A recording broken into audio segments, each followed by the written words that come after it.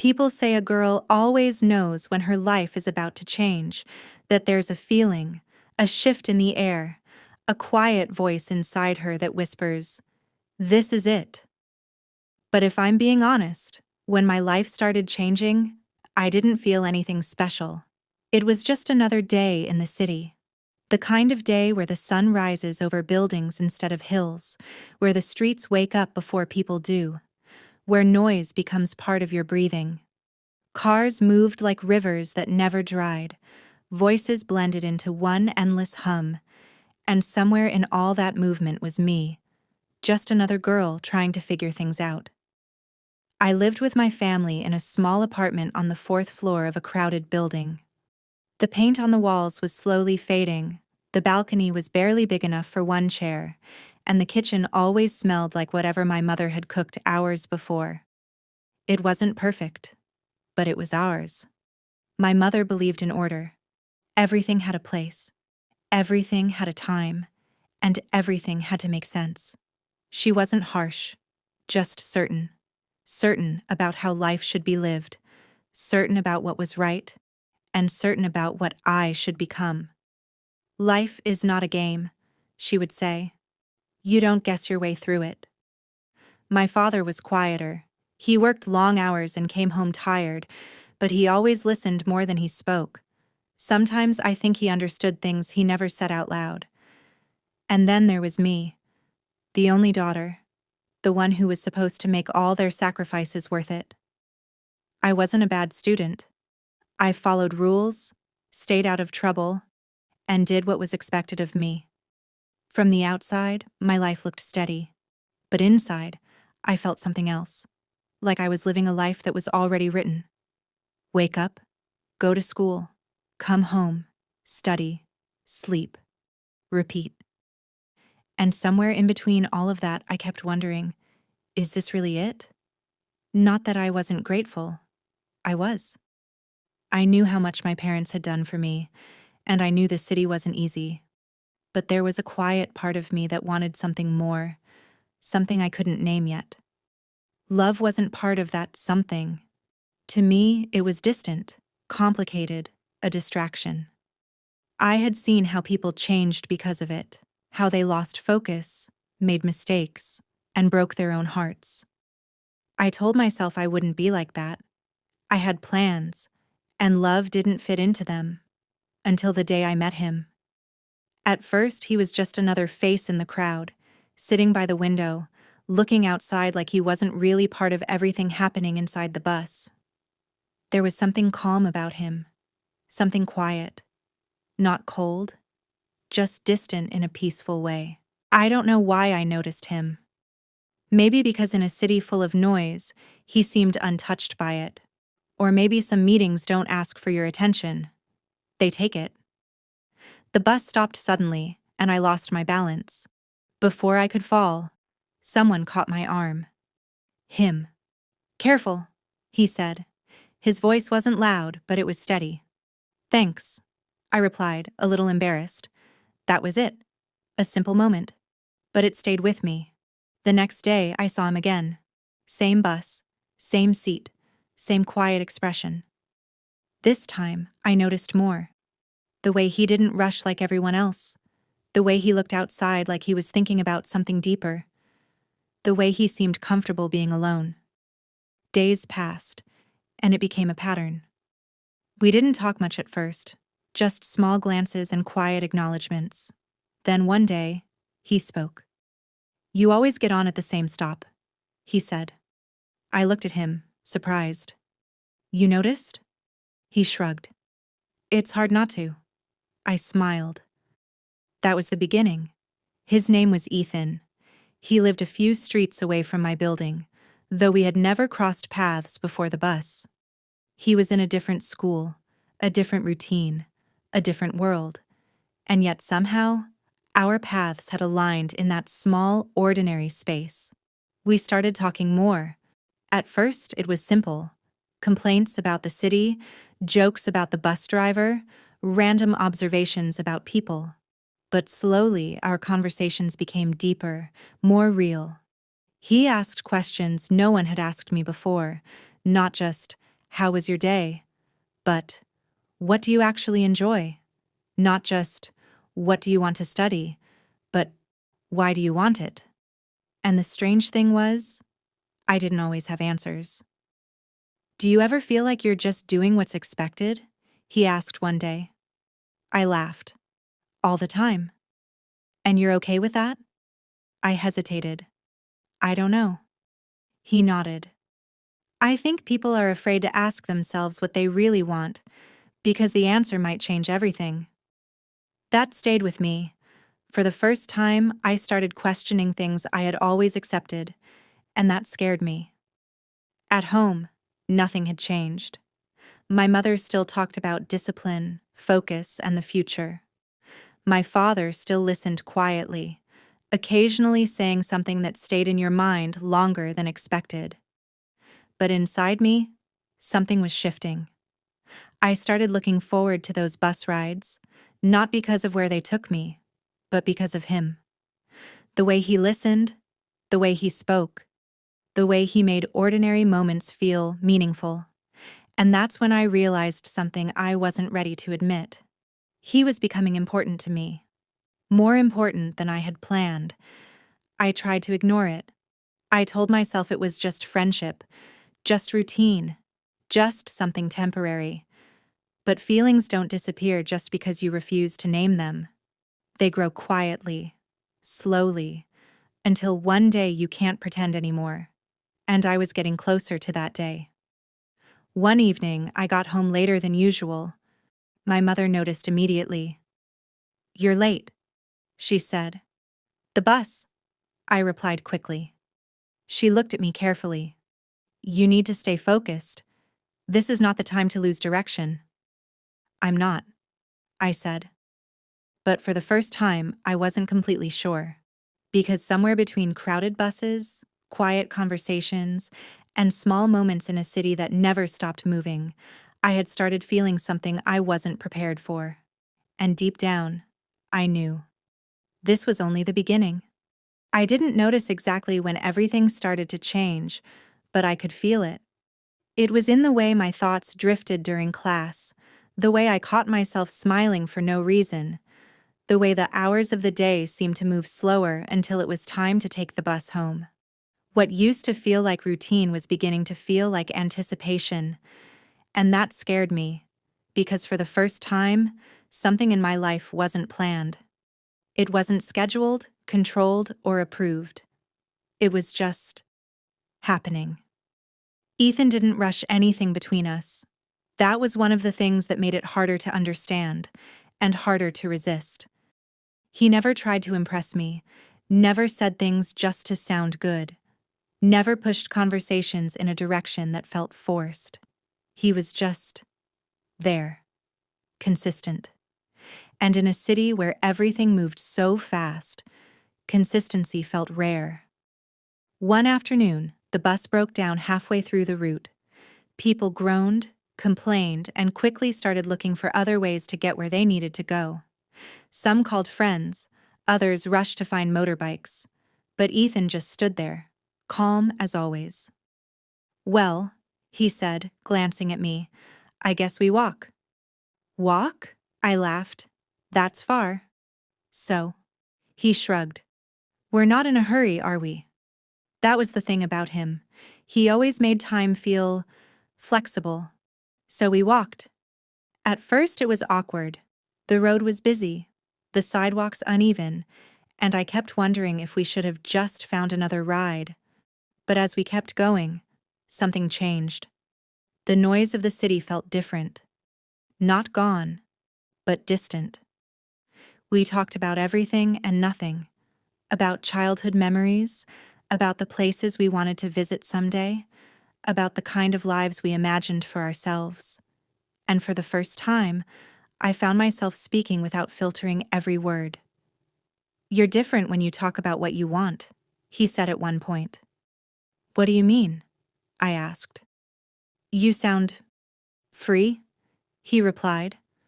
I didn't know what to say to that, because freedom wasn't something I was used to feeling. When I got home that evening, my mother was waiting. "You're late again," she said. We had to walk. The bus broke down. She sighed, not fully convinced but not questioning further either. You need to manage your time better, she added. I will, I said. But even as I said it, I knew something had shifted. Because for once, I didn't regret being late. Days passed, and those small changes kept growing. Ethan and I started meeting even outside the bus sometimes. Short walks, quick conversations, moments that felt small, but meant more than they should have. And with every moment, I felt myself getting closer to something I had been trying to avoid. One evening, we stopped at a small roadside cafe. It wasn't anything special. Just a few plastic chairs, dim lights, and the smell of coffee mixing with the noise of passing cars. You ever feel like you're living two lives? He asked suddenly. I looked at him. What do you mean? One life where you do everything right, he said, and another where you do what you actually want. I smiled slightly. And which one do you think is real? He didn't answer immediately. Maybe both, he said finally, but only one feels honest. That word, honest, stayed with me, because if I was honest with myself, I was changing. And I didn't know how to explain that to the people who expected me to stay the same. At home, the pressure was building again. My exams were getting closer, and my mother's reminders became more frequent. This is important, she would say. This determines your future. I knew she was right, but now, something else felt important too. And I didn't know how to balance the two. One night, my father found me sitting alone in the living room. You've been quiet lately, he said. I'm just thinking, I replied. About? I hesitated. Everything. He sat down across from me. Thinking is good, he said, but don't let it confuse you. I don't think I'm confused, I said slowly. I just feel different. He nodded, like he understood more than I was saying. That happens, he said. Does it go away? I asked. He smiled slightly. Not if it matters. That answer didn't make things easier, but it made them clearer. The next day, I met Ethan at the bus stop, but something felt different. He noticed it too. What's wrong? He asked. Nothing, I said automatically. He raised an eyebrow. You're not very good at pretending. I sighed. It's just things at home, I admitted. He nodded. Pressure? Yeah. We stood in silence for a moment. You don't have to figure everything out at once, he said. I know, I replied, but it feels like I do. Why? Because if I don't, I might lose something. He looked at me carefully. Or someone? He asked. I didn't answer, because that was the truth I wasn't ready to say out loud. Days later, something happened that forced me to face it.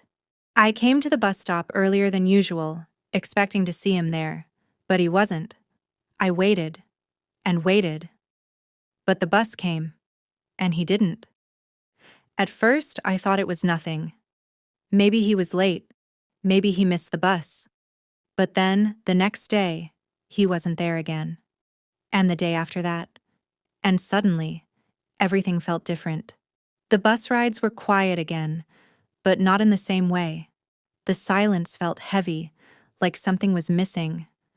I didn't realize how much he had become part of my life until he wasn't there anymore. By the fourth day, I couldn't ignore it.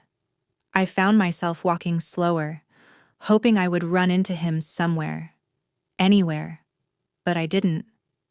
And that's when it hit me. I was afraid. Not of failing exams, not of disappointing my parents, but of losing him. Completely. That fear stayed with me all day, growing heavier with every hour.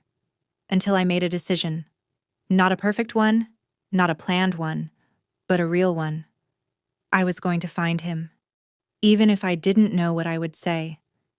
Even if I didn't know what it meant. Because for the first time in my life, I wasn't willing to just let something important disappear.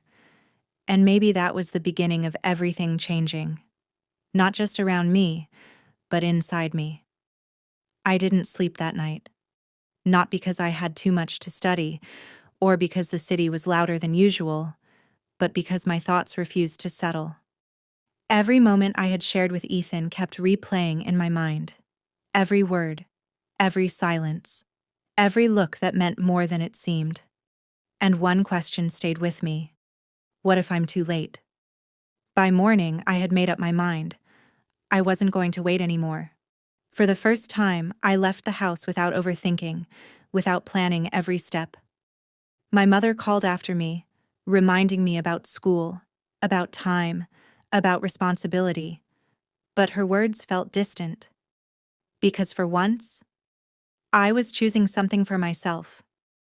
I didn't know exactly where Ethan lived, but I remembered the small details he had mentioned in our conversations. A street name, a nearby shop, a turn he always took when we walked together.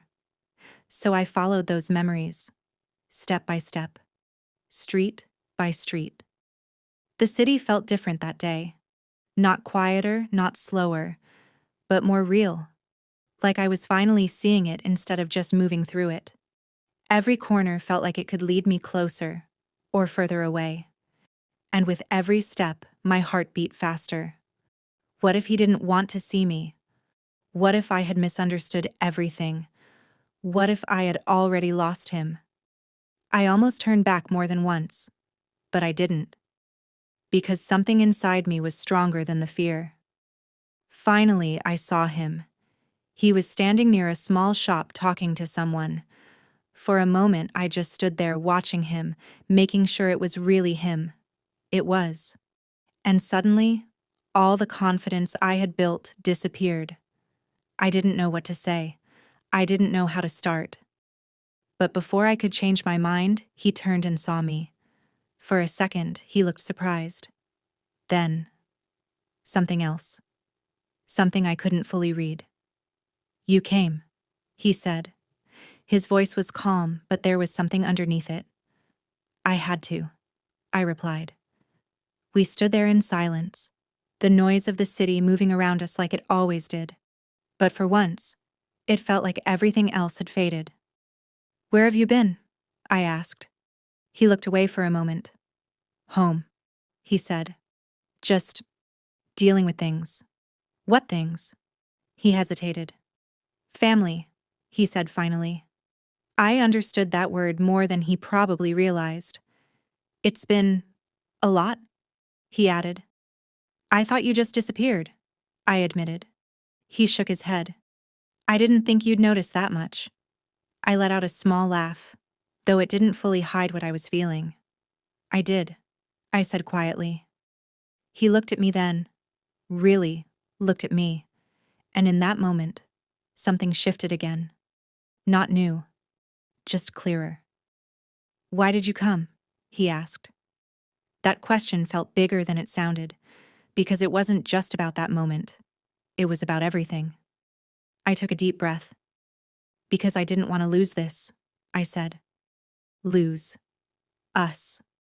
The word us hung in the air between us. He didn't respond immediately, and for a moment, I thought maybe I'd said too much. But then he spoke. "You're not the only one who was afraid," he said. "Afraid of what?" "Of what this means," he replied. "Of how it changes things." I nodded. "Me too." Silence again, but this time it wasn't heavy. It felt honest. "I've spent my whole life trying to do things the right way," I said.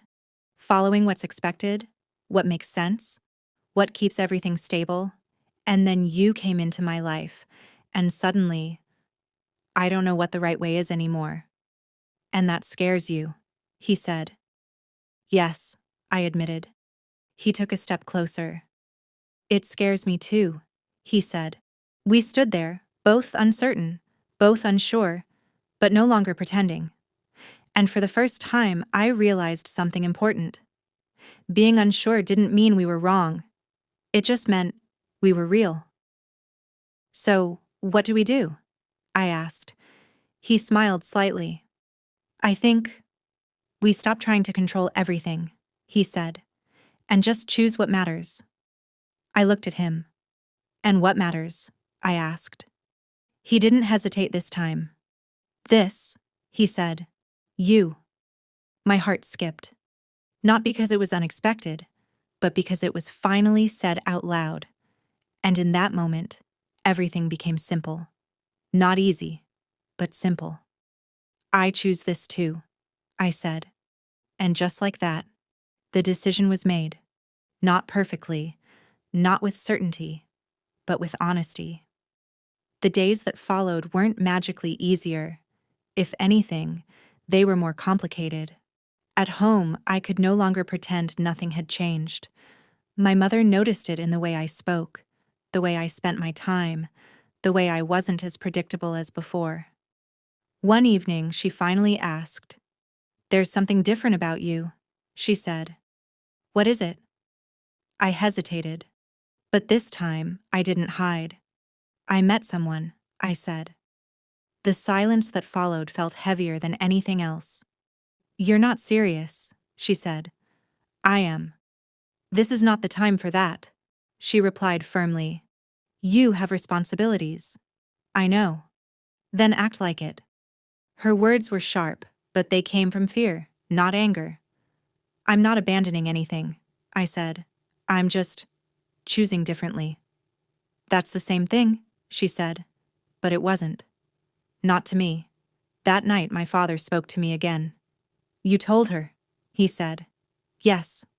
"And?" "She doesn't understand." He nodded. "She might not, at least not now," he said. "Does that mean I'm wrong?" I asked. He looked at me for a long moment. "No," he said. "It means you're growing." That word stayed with me, because that's what it felt like. Not rebellion, not failure. Growth. Slow, uncomfortable, uncertain, but real. Ethan and I didn't try to make everything perfect. We didn't pretend the challenges weren't there.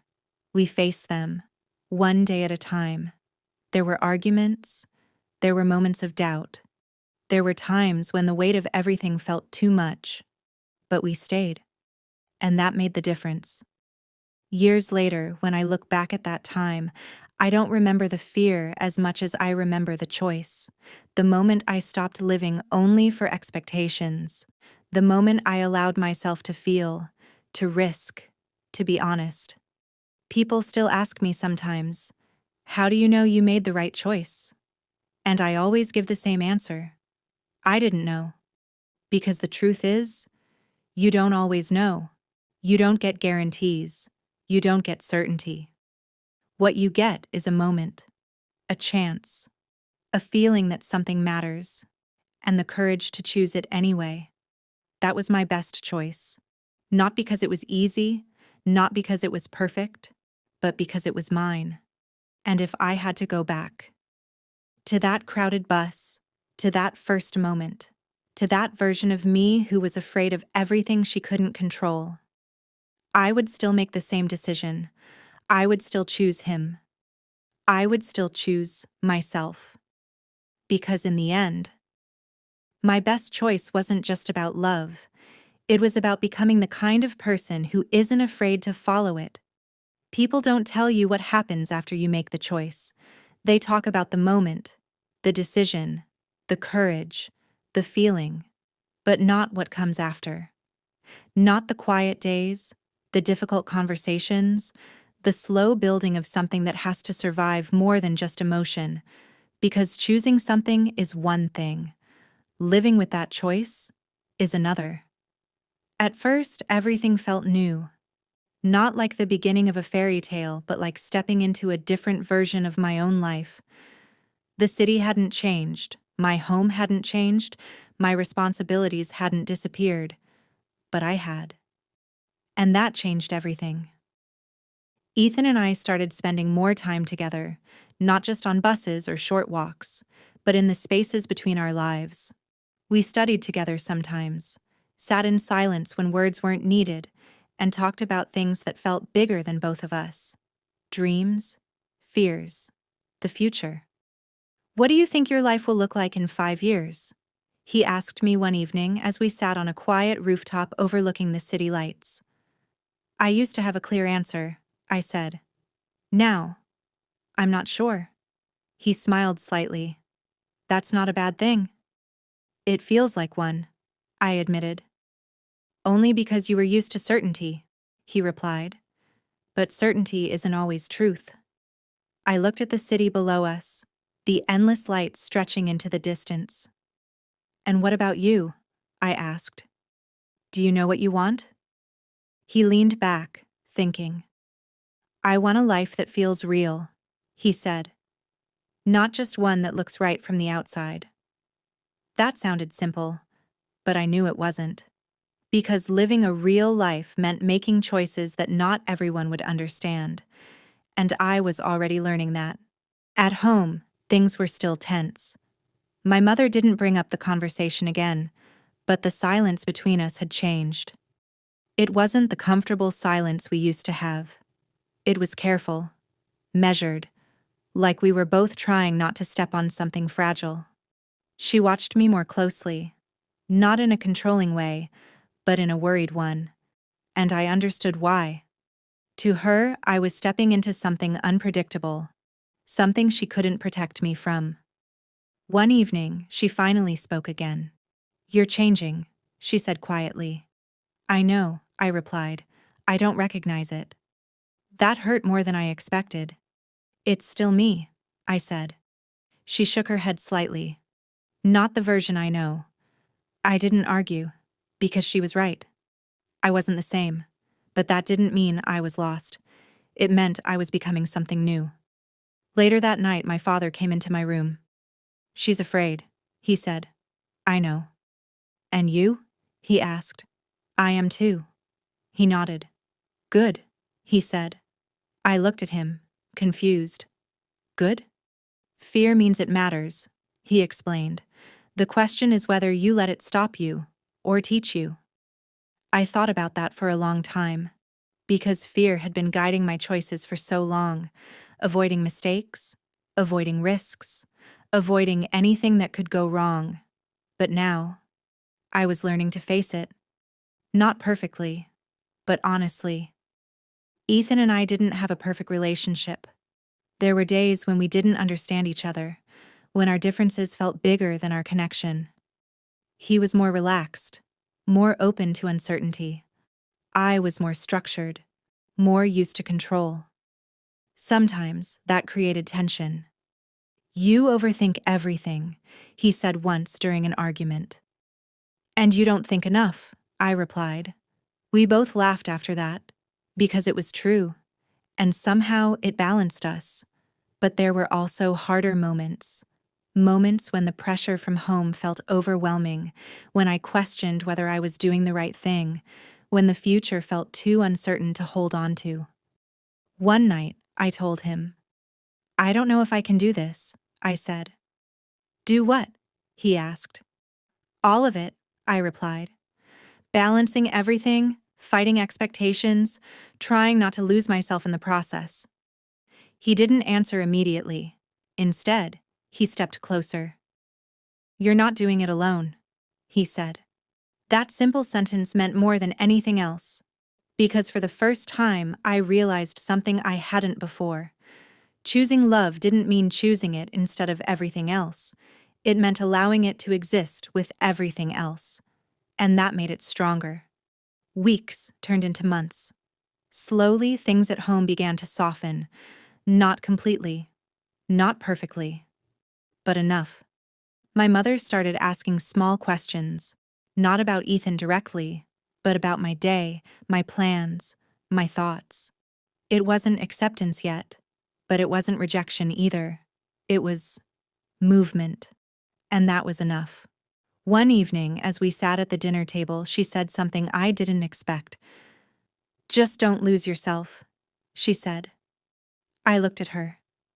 I won't, I replied. And for the first time in a long time, our conversation didn't feel like a battle. It felt like understanding. If you had told me back then that one decision could shape the person I would become, I probably wouldn't have believed you. Not because I didn't think choices mattered, but because I thought life was something you followed, not something you created. I was wrong. Life isn't something that just happens to you. It's something you build, slowly, painfully, beautifully, through the choices you make, especially the ones that scare you. And mine started with him. But it didn't end there. Years passed, not in a rush, but in steady movement, like the city itself. Days turned into routines, routines into memories, and memories into something deeper than I could have imagined back when everything first began. Ethan and I didn't become perfect. We became real. We learned each other in ways that went beyond first impressions and easy conversations. I learned how he got quiet when something was bothering him, how he needed space before he could explain his thoughts. He learned how I overthought things, how I needed reassurance even when I didn't ask for it. We didn't complete each other. We understood each other. And that made all the difference. There were still challenges, of course. Life didn't suddenly become simple just because we had chosen each other. There were moments when our paths didn't align perfectly, when responsibilities pulled us in different directions, when the future felt uncertain again.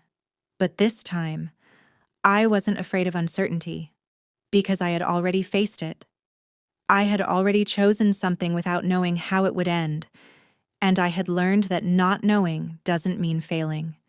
It means living. My relationship with my family changed too. Not all at once, not in a dramatic way, but slowly. Over time, my mother began to see that I hadn't lost my focus. I still worked hard, still cared about my future, still respected everything she had taught me. The only difference was, I was choosing for myself. One evening, she sat next to me, quieter than usual.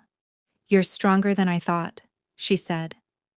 I looked at her, surprised. "I was afraid you would get lost," she continued. "But you didn't." I smiled slightly. "I was afraid too." She nodded. "I know." That moment meant more to me than any approval she could have given before, because it wasn't just about her accepting my choice, it was about her recognizing who I had become. My father, as always, said less.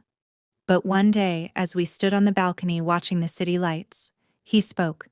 "You made your choice," he said. "Yes? Do you regret it?" I didn't even need to think. "No." He nodded. Then it was the right one.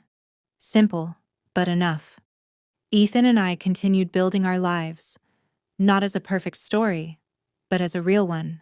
One filled with growth, mistakes, learning, and understanding. We didn't rush into forever. We grew into it. And somewhere along the way, I realized something I hadn't understood before. The best choice isn't about choosing the right person or the right path. It's about choosing what aligns with who you truly are. Because love, real love, doesn't take you away from yourself. It brings you closer. Closer to your truth. Closer to your voice. Closer to the person you were meant to become. Sometimes I think about that girl I used to be. The one who believed everything had to be planned, controlled, and certain. The one who was afraid of making the wrong decision. If I could speak to her now, I would tell her this. You're allowed to feel. You're allowed to choose. You're allowed to be uncertain. And you're allowed to follow something just because it matters to you. Because that's what changed everything. Not just meeting him, but allowing myself to choose him, to choose love, to choose a life that wasn't perfectly mapped out, but was real, meaningful, and mine. The city is still full of noise, still full of people chasing their own paths, still full of stories beginning and ending every single day. And somewhere, in that endless movement, there's a girl on a bus, not knowing her life is about to change, not knowing that one simple moment will lead her to question everything she thought she knew, not knowing that she will one day stand in her truth and say, without hesitation, I chose this, and she'll mean it. Because in the end, my best choice wasn't just about love, it was about courage. The courage to step outside expectations, the courage to face uncertainty, the courage to trust myself. And if you ask me now what mattered most, it wasn't the fear, it wasn't the doubt, it wasn't even the risk. It was the decision. The moment I stopped waiting for permission to live my life and finally chose it for myself. That was my best choice, and it always will be.